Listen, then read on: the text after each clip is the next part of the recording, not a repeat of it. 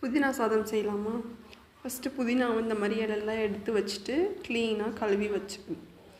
அதுக்கப்புறம் நம்ம வேஸ்ட்டாக இருக்கும் இல்லையா அந்த தண்டு வந்துட்டு தூக்கி போடாமல் திருப்பி நம்ம மண்ணில் போட்டு நம்ம வளர்த்தோம்னா புதினா செடி நமக்கு கிடைக்கும். நம்ம இது வேஸ்ட் பண்ண தேவையில்லை.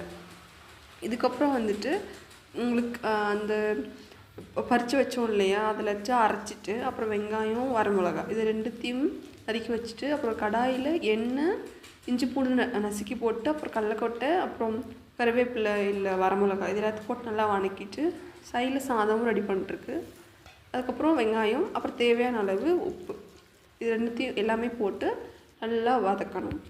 வதக்கின அப்புறம் சாதம் வந்துட்டு நம்ம வடித்து வச்சிடணும்.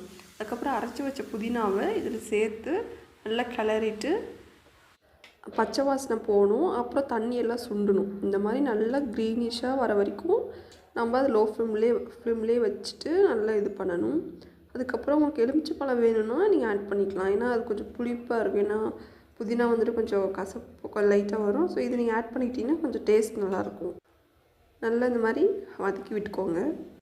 நல்லா இந்த மாதிரி கொதிச்ச அப்புறம் நல்லா கொதித்து வரணும் பார்த்திங்களா. அதுக்கப்புறம் நம்ம வடைச்சி வச்ச சாதத்தை எடுத்து அதில் கொட்டி நம்ம நல்லா கிளறிக்கோங்க. இதெல்லாம் சுட சுட இருக்கும் போதே நம்ம பண்ணணும். அப்போ தான் நமக்கு டேஸ்ட் நல்லாயிருக்கும். புதினா ரைஸ் ரெடி.